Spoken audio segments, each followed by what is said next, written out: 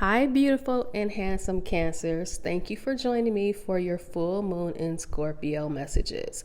But first, I'd like to tell you guys a few things.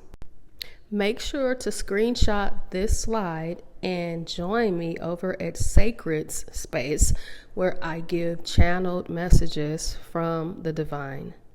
Also, I have put all the information on slides so that you can screenshot all the information and keep it for your files. And without further delay, here are your messages. Cancer. In this full moon, we want to put the emphasis on doing things with intention and not with pressure. It's going to be very important as you are very delicate right now. Your emotions are heightened and emotional outbursts can happen even more easily than under any other moon. Please be aware that this is about feeling deeper, not about doing more. This is so powerful for clarity and emotional transformation. Energy themes for you to remember: intensity and depth. The Scorpio moon will amplify feelings and reveal what's beneath the surface. Release and healing, a time to let go of emotional baggage and embrace inner transformation. Empowerment and renewal, regain strength and rediscover your sense of power. This is going to be an epic time for you to really transform yourself, Cancer, and really feel in to what needs to go and what deserves to stay. As I mentioned in the earlier post, I wanted to touch on Vedic versus Western astrology. Vedic and sidereal are the same. Western and tropical are the same. So there's not 4 different systems. Let's just make that clear. There are only 2, at least that we most frequently deal with. Vedic can be seen as more of a soil, a deeper map of the soul and karmic cycles, whereas Western astrology is kind of known as the bloom of that soil and what's front and center in your life at the current moment. These 2 systems are often separated, but I believe in unity, and I believe that we can unify to make our walk even stronger. Now, in Western, Scorpio full moon is happening in Taurus season, so it's meeting the Scorpio intensity. The sun in Taurus illuminating the moon in Scorpio. Expect deep emotions to surface around this time, especially around honesty, control, and letting go. What I love about this energy is that it's very contrasting. Scorpio is the descendant of Taurus, so I feel there's going to be huge wins if we stay focused, but it is going to be going through almost like a challenging south node trying to hold us back. My advice here is to keep pushing. I'm seeing almost like someone walking forward and the wind is just blowing, but you see the victory, and the victory is not far. I mean, it's touchable, it's smellable, it's tasteable, it's yours. Keep going. The North Node is at your fingertips, and it is time to release the old and step into the new. Quick list, screenshot of what to do. Release suppressed feelings without judgment or drama. Listen to your body's needs and signals. This is very important. Then rest deeply. Moving on to what not to do. Bury deep issues out of fear or guilt. Seek intense reactions or distractions to numb the discomfort. Challenging but possible, avoiding all delays. Here is a gentle affirmation I fixed up for you. I release old hurts and shed false identities. My soul welcomes this new version of me. For Cancer, Sun, and Rising specifically, this full moon may shine light on unresolved trauma, loneliness, or buried anger around these themes. Don't be afraid of darkness. It comes to clear the cobwebs. This full moon is illuminating your 5th house, Western-wise. Childhood, romance, self-expression. That old person that once believed in time as being linear is fighting with you. But you're going to win because you now understand it's not about eliminating time, but it's about understanding that we use time as an ally in the practical world. You are ageless, however. It's time to have fun. It's a powerful time to nurture your inner child, play with creativity, and prioritize joy after months of stress and struggle, and for some of us, years, Cancer. What we really need to be aware of, Cancers, at this time with this full moon is knowing what is ours and what is not.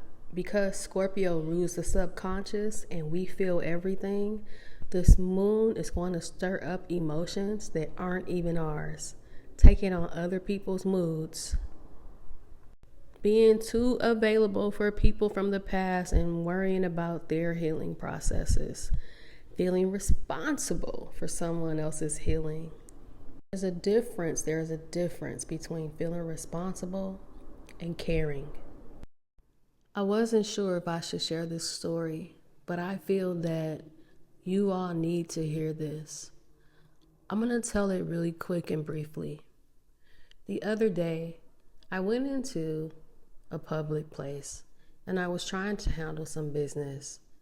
I was already overwhelmed and I definitely was not taking cues from my inner self. So you see, I'm not just here preaching. I am your sister and bestie, confident coach, learning right alongside of you. As I began to try to hurry up because the place was about to close, I saw that I wasn't going to make it. It was in that moment when the manager said something to me. It wasn't how she said it. It was just like a feather on a pile of bricks. And I literally bursted out in tears, you guys. And at the time, I was so embarrassed because I could not control my tears. And that is not like me. As she reached out to hug me, which I was shocked, I was reluctant, but I let her. She says, "It's okay." And I just kept worrying about being embarrassed because I don't do that. And then she said, "Why?" And I said, I am the one who does this for other people. I'm the one that's consoling or counseling or showing up, at least in the past, before I had to put boundaries because it wasn't being reciprocated. I was being drained. And even though it's consciously something for me that I'm aware of now, I'm still learning how to work through it because the reality is that I've had a lot of people that depend on me or depended on me that I can't really depend on. And that is a sobering and sombering emotion. And for some of us, it's not just a lot of people, it's particular people. It's who the people are. Because, if these were strangers or people that we didn't know for that long, we would be like, okay. But these are some intricate players in our lives. And it's just like, wow.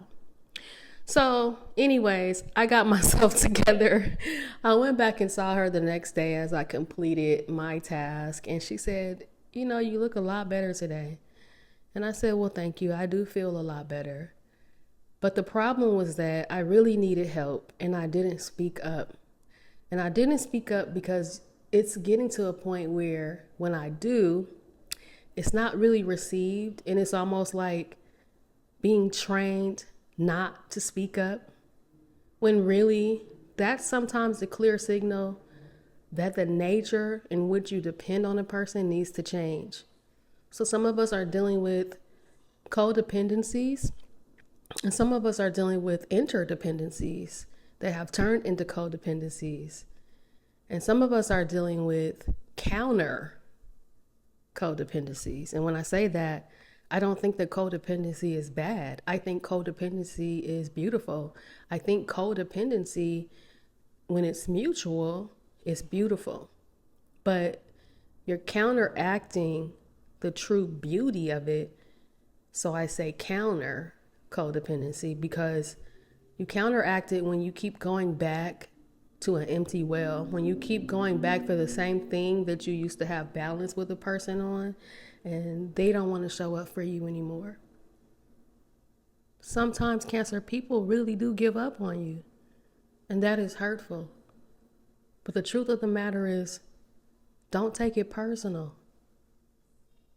What really matters is that we never give up on ourselves. And I think the people that we can say have given up on us never believed in us in the first place. They may have believed in a certain vision or dream that was based upon their timely, manly, worldly constructions, not understanding the spiritual insight of carrying something in a womb, the beauty that God is producing in each and every one of you. You will find like-minded and like-hearted individuals that do understand those processes. They are truly sacred. Do not pull yourself out of your sacred process because someone does not understand it for whatever their needs are, money or anything. And it's mostly money driven when we're talking about people that get impatient with you or uncomfortable with you. Stay on your path. And if you've been delayed by any of this, pouring into other people, trying to heal other people, it's okay, Cancer. Don't get overwhelmed when you realize how much you've given away.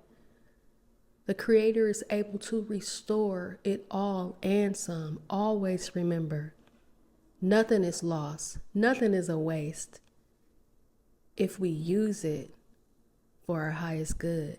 These lessons, they're like gold to us. They're our wealth. It's the energy of Taurus, the second house.